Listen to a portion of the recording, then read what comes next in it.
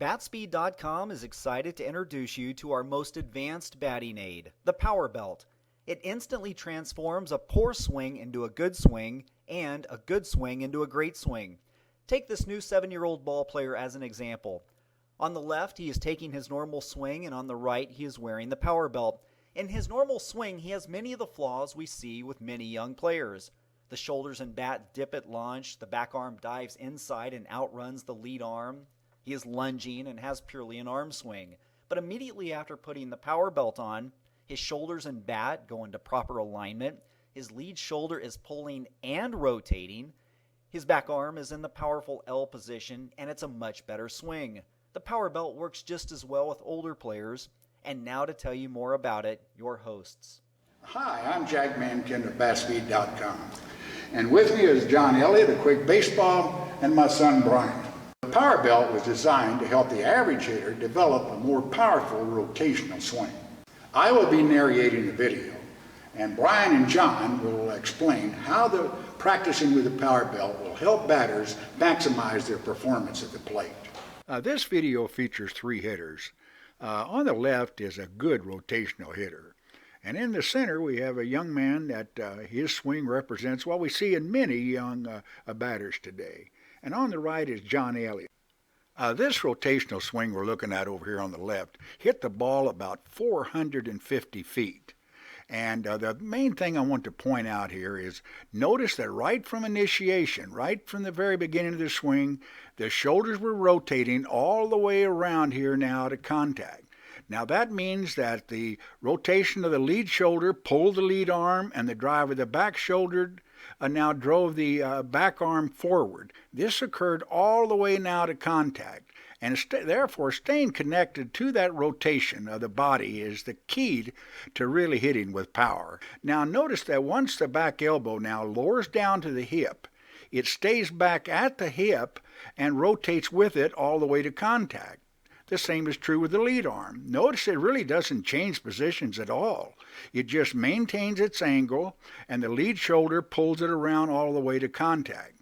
The extension of the arms actually doesn't occur. Notice the ball has already left the bat, and therefore the extension of the arms doesn't occur until well after the ball is gone. However, as this young hitter shows, many, if not most young hitters, don't keep their hands and elbows back and allow the rotation of the body to bring them around to contact. They want to use the arms now, fire them forward here, trying to advance the hands. Now when that happens, what we see here happens a lot. The back elbow now then notice outruns the hands and then in toward the belly button, and also the lead arm straightens out, allowing that lead shoulder just to fly open. Now once that lead shoulder flies open like that, you'll notice it seldom ever rotates any more of the body, and therefore it's just an arm swing from there. All the large muscles and the legs and the hips and the torso no longer can accelerate the bat, and they're down to nothing but an arm swing. Now here he is with the Power Belt on. Now John will explain a little later how the Power Belt works in detail. But right now just notice how as he launches a swing, how the Power Belt kept the hands and bat down close to the back shoulders, initiated shoulder rotation. And the strap running to the lead arm kept that bend constant all the way to contact. And notice now how those shoulders rotate all the way to contact, just like we saw in all high level swings. Well, here they are side by side, and I think from here you can get a comparison of the bat speed generated between the two swings here, as you can see the blur by the blur in the bat here. So that'll give you a pretty good idea. Notice when that occurred now then, it's basically down here when that elbow went under. Right in here they're pretty equal. But when we get down to here and that elbow went under and the shoulder stopped rotating, then of course the batter on the right increased a lot more bat speed. The Power Belt that John is wearing here will come in 3 different sizes. The small, the medium, and then the large. Now, when ordering, the way to determine the correct size is to measure right around the chest, right here at the top of the elbow as we show here. And then there'll be a drop down that'll show up, and it'll show the smaller one. That'll be from 22 to 27-inch chest, and that'll cover most of the kids from about 5 years old up to 11, depending on their size. And then the medium would be from 28 to 36, and the large from 36 out to 44. Now, for anybody that's got a chest size larger than the 44, email us and we'll make up one special for you. And also, don't forget to check the box on left and right-handed. There'll be a drop down for that also. Now, here's John and Brian. Well, John, you and your students have been working with batspeed.com for many years now and helping us develop training aids that can help batters improve their swings. And that started a few years ago with the Perfect Connection.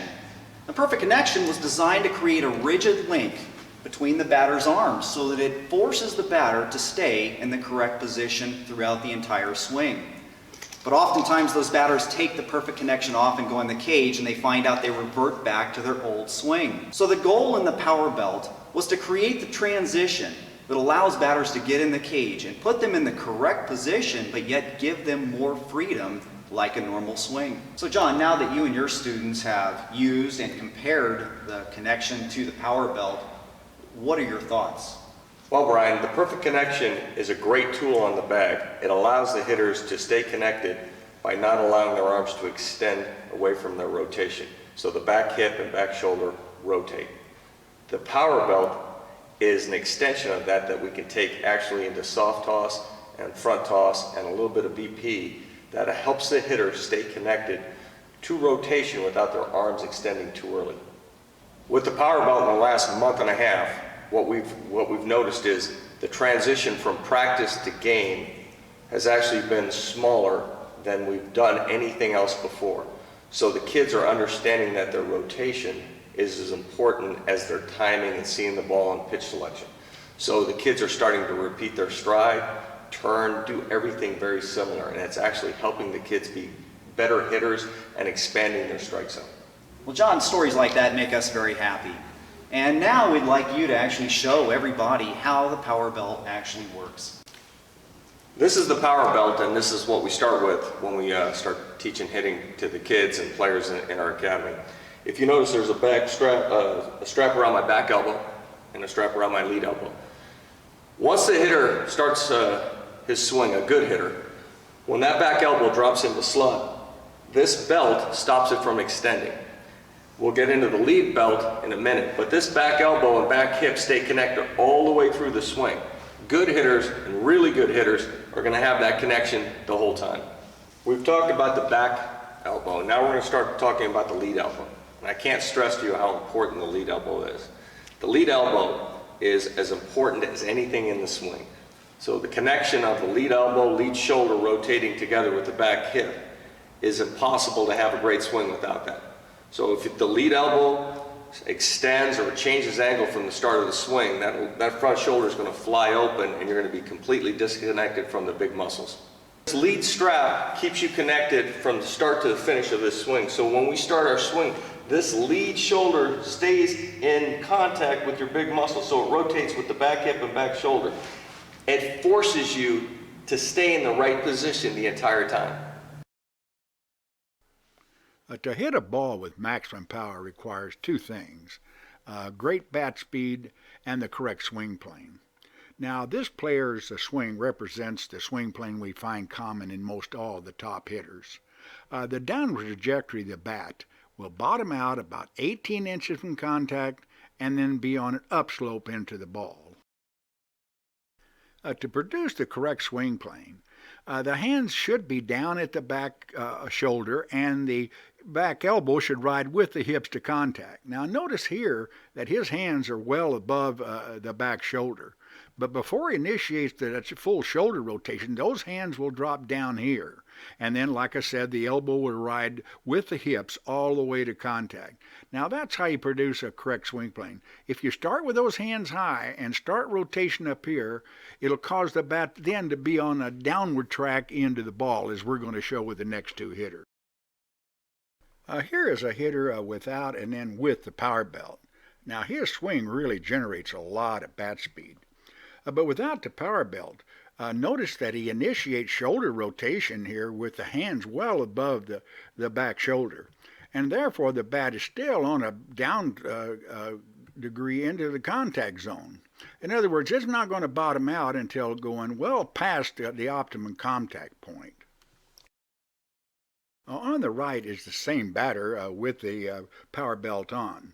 The power belt not only keeps the back elbow down at the hips during rotation, notice it also keeps the hands at the back shoulder as he starts to rotate. Now that's what will produce that swing plane that'll bottom out right before contact and then be on an upswing into the ball. One of the major problems young batters have in generating maximum bat speed is that they're backside dominant, meaning they depend too heavily on the drive of that backside while not making efficient use of the lead side. Now here's two young hitters that are practicing with the power belt now to keep the back arm back and rely on that pullback of the lead side to accelerate the bat. Now that's going to have no effect on the ball exit speed because the ball will be gone well before that back arm would extend. And what it's doing is teaching these guys to make more use of that pullback of the lead side instead of depending on the drive of that backside now to generate their bat speed. Well, that was good information we got from Jack and John. It's been a pleasure working with you. 15 years now working and developing products to help players swings. I think we're on a good one here. Just want to appreciate everything you've done there. Yeah, Brian. Jack and I, when we did our first video, Final Arc 2, most people hadn't heard of rotational hitting. They taught a linear path to the bat, and when we made our video, it was completely new, and video wasn't a big experience in hitting. Now that video is, it's turned everything around so people actually understand what Jack is talking about. And I think this is going to make hitters more capable to understand what Jack is teaching and to be more productive and stay connected to their big muscles and have a better swing throughout their career.